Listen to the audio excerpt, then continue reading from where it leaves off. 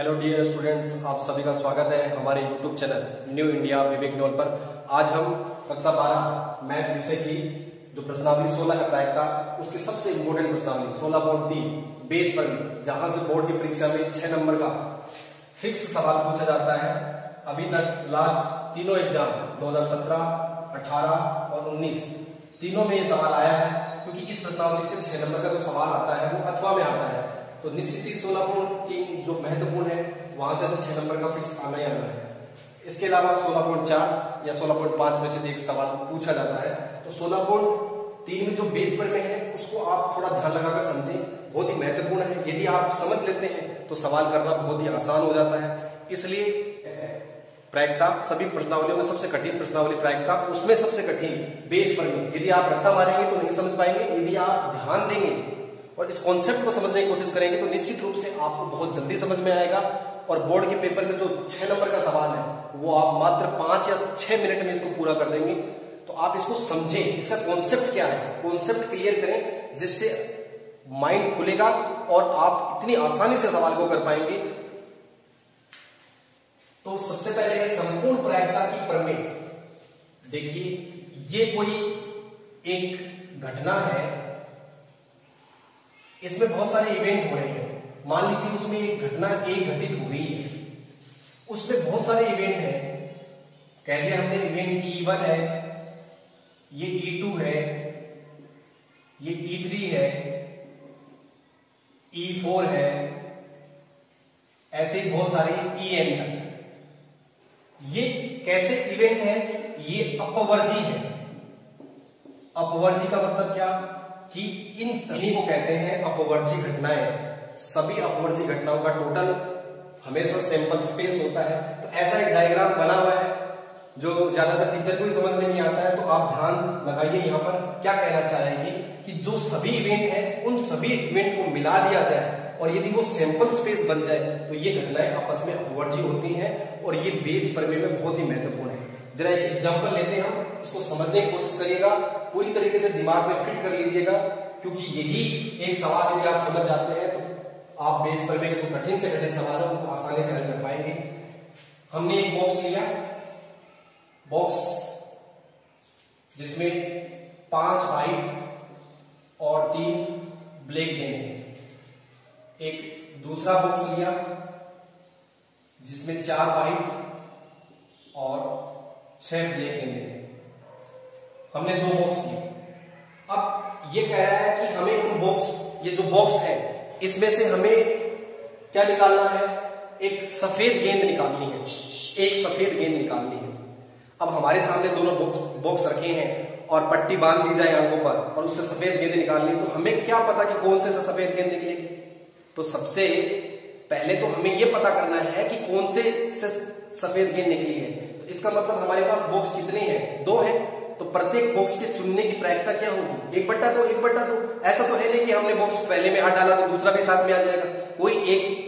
तो आपस में बॉक्स क्या हो गई? अपवर्जी घटना। इसको आप डायग्राम बनाए जैसे, सबसे पहले बॉक्स चुनना और अंतिम हमारा टारगेट जो क्या है? सफेद गेंद आना। यहां लिखे, ऐसे समझेंगे तो आप बहुत आसानी से समझें। सफेद गेंद आना। पहले तो हम बॉक्स का चयन करेंगे। बॉक्स चयन करना एक इवेंट हो गया, तो हमने इसको E1 कह दिया, बॉक्स फर्स्ट, और बॉक्स सेकंड इसको हमने E2 कह दिया।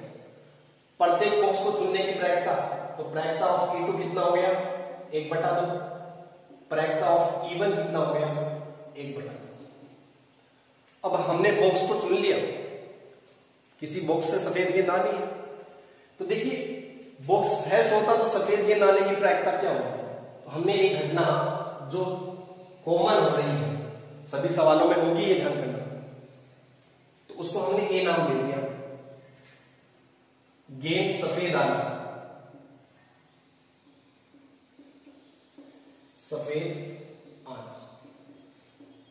तो देखिए यहां पर हम क्या लिखेंगे? यहां लिखेंगे A/E1। क्यों भाई A/E1 क्यों लिखेंगे?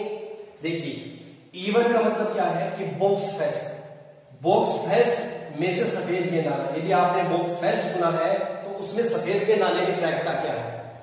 तो बॉक्स फर्स्ट में सफेद गेंदें कितनी है? 5 और कुल गेंदें कितनी है? 8। तो ये हो गया 5/8। ऐसे यदि आप इसको ऐसे लिखेंगे A/A2 तो इसका मतलब क्या है? इसका मतलब है बॉक्स 2 में सफेद गेंद आना। बॉक्स 2 में सफेद गेंद, तो बॉक्स 2 में कितनी गेंदें हैं कुल? 10। सफेद कितने उसमें से? 4, तो 4/10।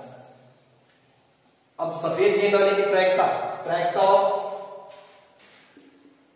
ए, यही संपूर्ण प्रायिकता है। हमें सफेद गेंद निकालनी है। क्या होगा? प्रायिकता ऑफ E1 प्रायिकता ऑफ A/E प्लस प्रायिकता ऑफ A2 प्रायिकता ऑफ A/E2। हमारे पास दो रास्ते थे, हमें नहीं पता था हमें सफेद गेंद चुननी। हमने आंखों पर पट्टी बांध रखी है। बॉक्स चुना जाता, मान लो बॉक्स फर्स्ट चुना जाता तो सफेद गेंद आने की प्रायिकता ये थी, अथवा बॉक्स सेकंड चुना जाता तो सफेद गेंद आने की प्रायिकता ये थी। तो टोटल सफेद गेंद आने की प्रायिकता ये होगी। तो PA का मान निकाल सकते हो आप। प्रायिकता ऑफ 1/2 A/E1 कितना है? 5/8 प्लस E2 कितना है? 1/2 और ये 4/10। इसको आप सोल्व कर लीजिए। देखिए यहां कैंसिल हो रहा है, आप कैंसिल कर सकते हैं या फिर इसको सोल्व कर लीजिए। 5/16 प्लस ये 2 से कैंसिल हो गया तो 2/10 2/10। एलसीएम कितना है आपका? 160 ले लीजिए। 160 16 का भाग 10 बार गया तो ये 50 हो जाएगा, और 10 का 16 बार गया तो ये 38 हो गया। तो 50 और 8 तो ये हो गया आपका 88.160। 2 से कैंसिल हो रहा है, 4 से कैंसिल होता है, 4 से कैंसिल कर दीजिए। 8 से हो रहा है तो 8 से कैंसिल कर दीजिए। 8 से कैंसिल हो रहा है तो ये 11 और ये 8 से कैंसिल हो रहा है तो 20। तो प्रायिकता क्या आ गई? 11/20। ये संपूर्ण प्रायिकता है। ये बहुत महत्वपूर्ण है। इस पर 2-3 सवाल है, इसको समझोगे तभी बेस पर में आपको आएगी। तो ये संपूर्ण प्रायिकता का फॉर्मूला हो गया आपका। तो ध्यान रखना, संपूर्ण प्रायिकता प्रमेय का फॉर्मूला, संपूर्ण प्रायिकता। यहां यदि मान लो 3 इवेंट होते, 3 बॉक्स होते तो हम क्या लिखते हैं? यहां पर प्लस E3 प्रायिकता ऑफ E3 गुणा में A/E3। 4 होते तो 4 लिख देते। आपके मैक्सिमम 4 ही है, 4 से ज्यादा इवेंट नहीं है किसी भी सवाल में, क्योंकि 4 से ज्यादा हो जाते तो फिर सवाल बहुत लंबा हो जाता है, पेपर में टाइम नहीं मिल पाता। तो संपूर्ण प्रायिकता प्रमेय को आप ध्यान से समझ लें। एक बार वापस आपको बता देते हैं कि फर्स्ट और सेकंड 2 बॉक्स दिए हमें, उसमें से सफेद गेंद निकालनी है। हमारा टारगेट क्या है? सफेद गेंद निकालनी है। तो ऐसा एक डायग्राम, इसमें डायग्राम बना लेंगे तो बहुत आसानी से समझेंगे आप। बॉक्स E1 और बॉक्स E2, प्रत्येक बॉक्स आपस में अपोजिट है, तो इसको भी चुनने की प्रायिकता 1/2, इसको भी चुनने की 1/2। बॉक्स 1 चुनने के बाद सफेद गेंद आना, मतलब बॉक्स फर्स्ट चुनने के बाद सफेद गेंद आना, तो प्रतिबंध प्रायिकता, सह प्रतिबंध प्रायिकता का फॉर्मूला। तो A/E1 आप देखिए यहां सफेद गेंदें कितनी है? 5 बटा कुल गेंद कितनी है? 8।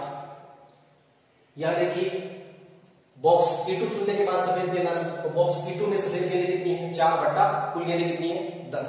यही बहुत महत्वपूर्ण है।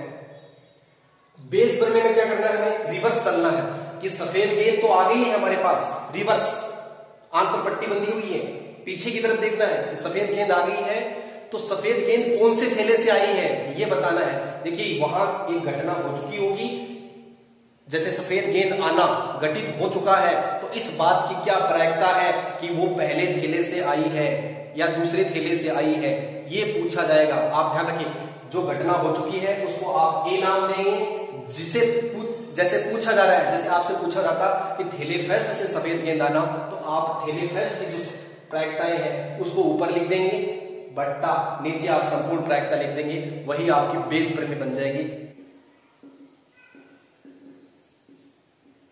देखिए यदि रिवर्स पूछा होता, हमसे रिवर्स कहता कि हम क्या करते, पीछे की तरफ जाते तो देखिए क्या कह रहा है, बॉक्स E1 से बात बताइए कि सफेद गेंद आ चुकी है, तो क्या प्रायिकता है कि बॉक्स E1 से आई है, तो बॉक्स E1 से आई है। देखिए सफेद गेंद आ चुकी है तो ये नीचे बट्टा में A और ऊपर E1। यदि आपको पहले थैले की बात कर रहा है तो E1, दूसरे की करता तो E2 आ जाता ऊपर।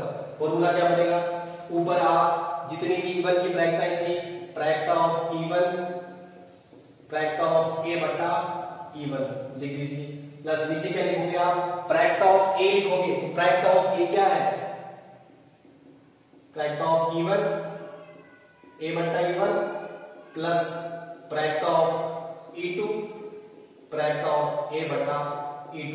ये कोई रटने वाला फॉर्मूला नहीं है, बिल्कुल आसान है। अनुकूल घटना बट्टे कुल घटना, तो बहुत आसानी से आपको रटना नहीं। इसलिए मान लो 3 आता तो आप 3 तक बढ़ा देते, 4 आता तो 4 तक बढ़ा देते।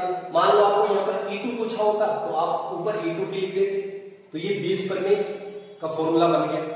कितनी आसानी से हम इस सवाल फॉर्मूले में केवल मान पुट करनी है, वैल्यू रखनी है।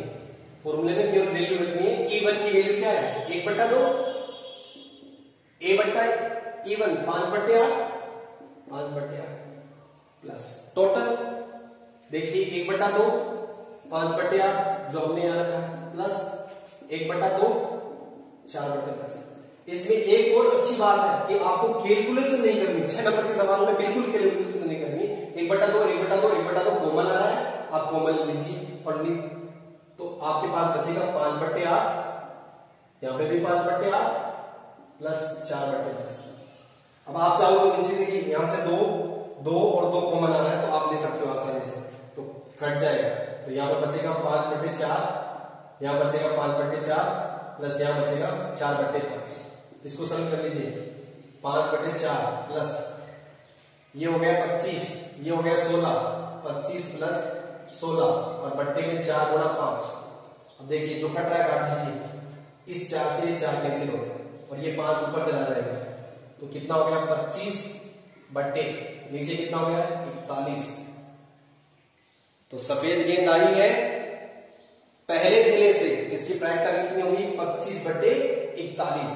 यदि यही दूसरे थैले की बात करता, दूसरे थैले की बात करता तो हम ऊपर क्या लिखते 1/2 4/10 4/10 1/2 प्लस 4/10 प्लस 1/2 5/8। 1/2 कैंसिल हो गया और यहां से भी 2 आ रहा है वो भी कैंसिल हो गया, तो यहां बचा 4/5 प्लस 4/5 प्लस 5/4 गुणा 16 25, तो ये हो गया 4/5 25 और 16, नीचे हो गया 4 गुणा 5, 5 से 5 कैंसिल, ये 4 ऊपर जाएगा 16/41। देखिए अपवर्जी है दोनों आपस में, या तो थैले फर्स्ट से आएंगे थैले सेकंड से, और दोनों का टोटल क्या बना है सैंपल स्पेस 1 16 25 41/41। तो ये आपको 6 नंबर का सवाल समझना है, कॉन्सेप्ट क्लियर करना है आपको, बहुत आसानी से आपको समझ में आएगा। और 2020 में 2021 में जब तक आपकी किताब बदलेगी नहीं, हालांकि सीबीएसई बोर्ड में भी 6 नंबर का पूछा जाता है।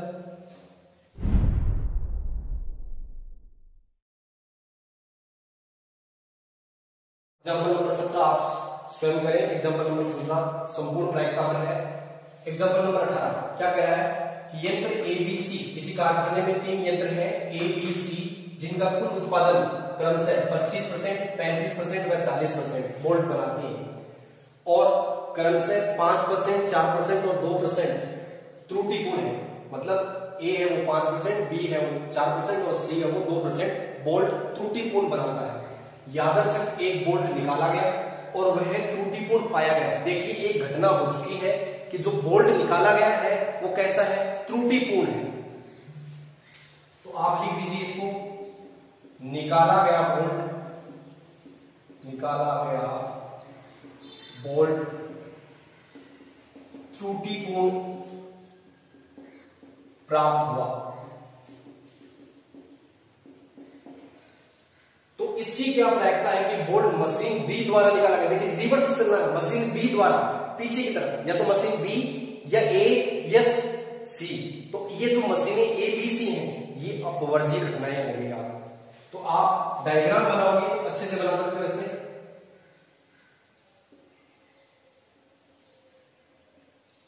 ये 3 मशीनें हैं और जो बोल्ट निकाला गया है वो कैसा है, त्रुटिपूर्ण बोल्ट।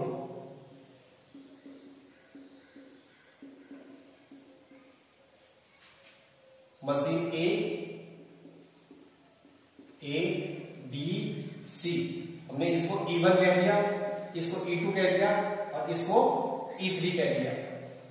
तो प्रैक्ट ऑफ E1 मशीन ए पर कितने बोल्ट बनते हैं, 25%। तो परसेंट की प्रैक्ट हम कैसे लिखेंगे, 0.25। ऐसी प्रैक्ट ऑफ E2 0.35, प्रैक्ट ऑफ E3 0.4।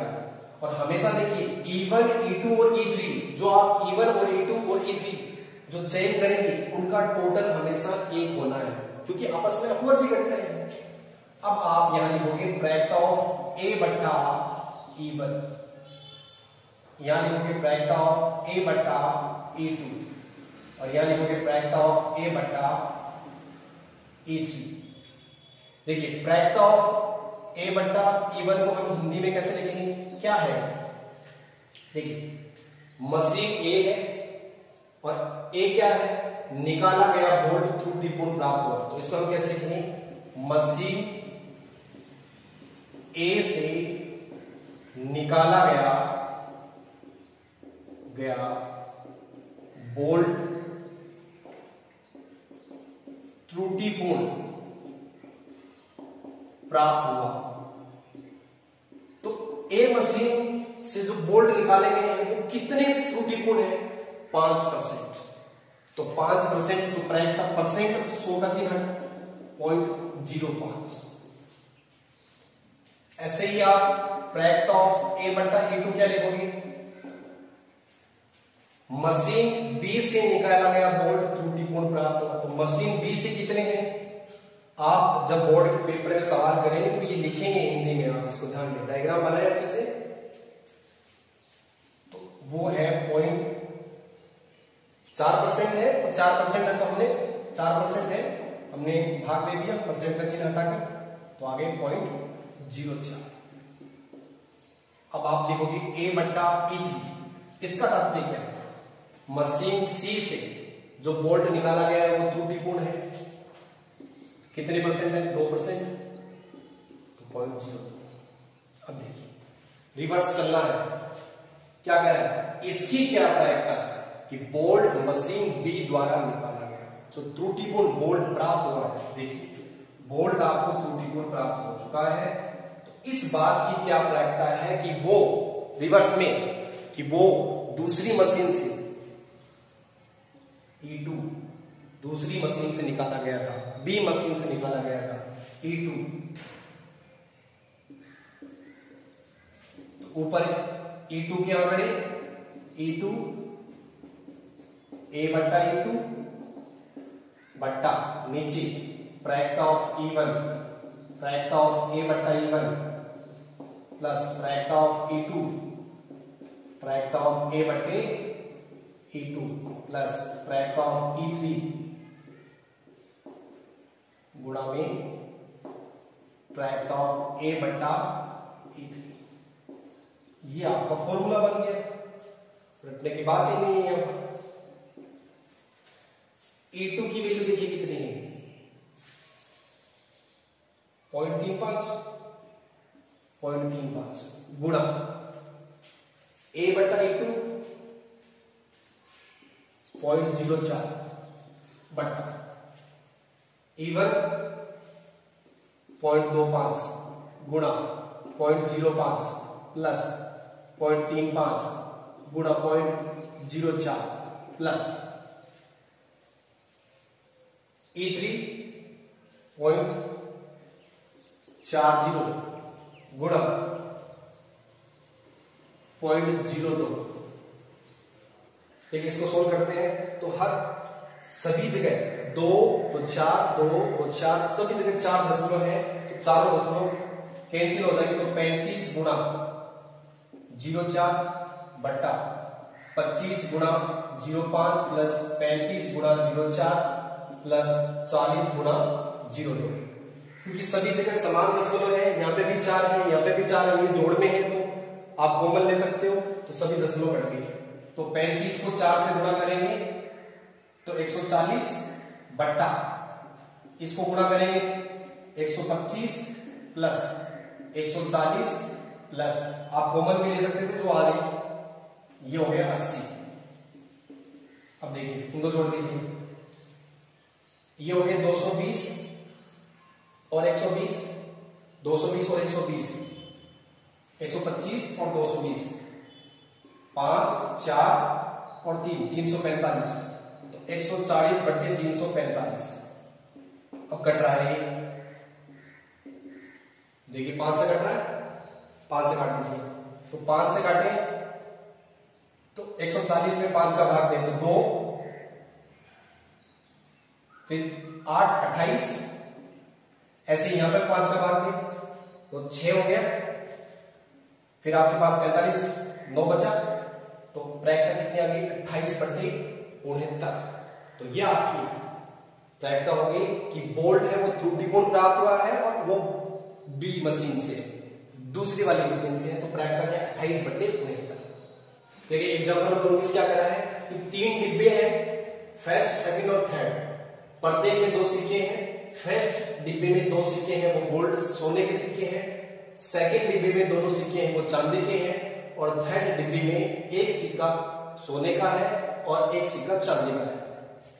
यादृच्छिक एक व्यक्ति है, वो यादृच्छिक एक डिब्बा चुनता है, नहीं पता, रेंडमली सिक्का निकलता है और सिक्का निकालता है, और तो सिक्का सोने का प्राप्त हो। तो सिक्का किसका प्राप्त हुआ? सोने का। ये घटना हो चुकी है कि यादृच्छिक व्यक्ति ने आंख बंद करके एक सिक्का निकाला, वो सोने का सिक्का प्राप्त हुआ,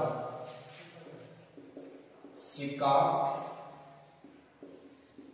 सोने का प्राप्त हुआ। तो ये घटना हो चुकी है कि सिक्का है वो सोने का प्राप्त हुआ। तो इस बात की क्या प्रायिकता है कि उस डिब्बे में दूसरा सिक्का भी सोने का है। देखिए बात को घुमाने की कोशिश की गई है, कमजोर विद्यार्थी को घूम जाए कि इस बात की क्या प्रायिकता है कि उस डिब्बे में दूसरा सिक्का भी सोने का है। सीधा आपको नहीं कहा है कि कौन से डिब्बे की बात कर रहा है, तो कौन से डिब्बे में दूसरा सिक्का, मतलब दोनों सिक्के सोने के हैं, तो फर्स्ट डिब्बे की बात कर रहा है ये, तो फर्स्ट डिब्बे की बात कर रहा है। हमें फर्स्ट डिब्बे की बतानी है कि जो सोने का सिक्का निकाला है वो पहले डिब्बे से निकाला गया है, रिवर्स बात कर रहा है, तो पेज पर में है। तो आपको पहले ही पता चल गया कि आपके पास 3 डिब्बे हैं,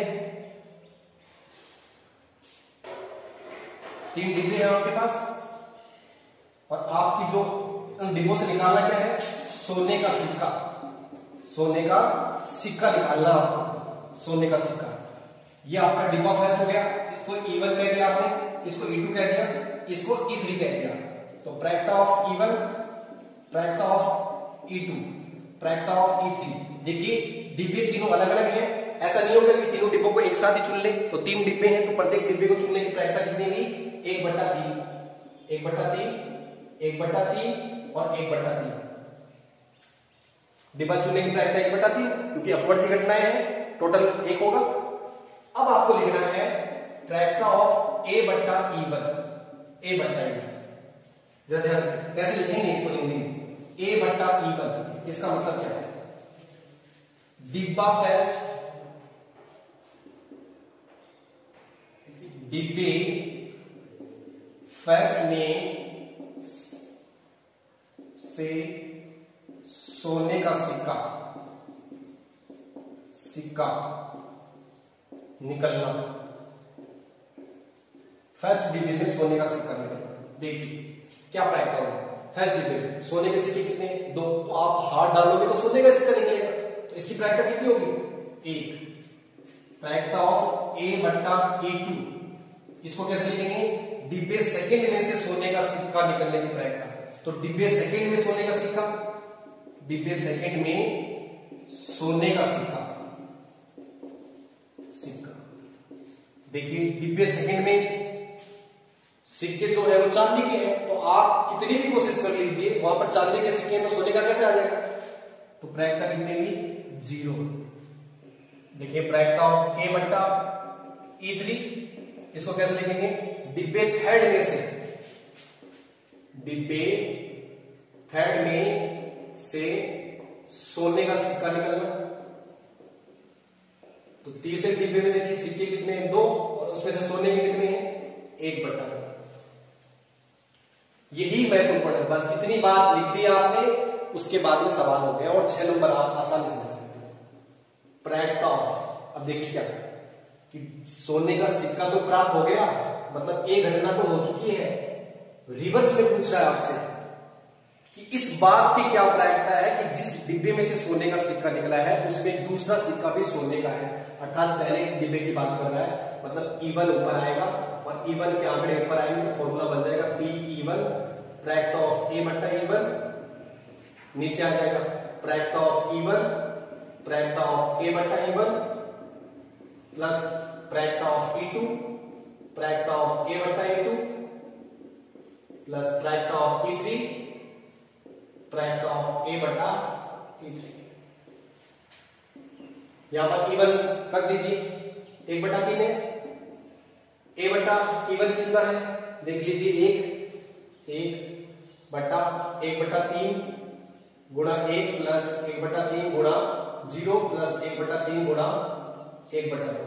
देखिए कैलकुलेशन बहुत आसान है, आपको बस डायग्राम बनाना है हल्का सा, ये 2-3 बातें लिखनी है और 6 नंबर। 1/3 कॉमन आ रहा है, कैंसिल हो गए सबसे, नीचे जोड़ में भी कॉमन आ रहा है, ऊपर बचा 1, नीचे यहां बचा 1 प्लस 0 प्लस 1/2, तो 1 और 1/2 कितना हुआ, 3/2, तो 1 3/2, तो ऊपर चला गया 2/3, तो प्रायिकता आ गई 2/3।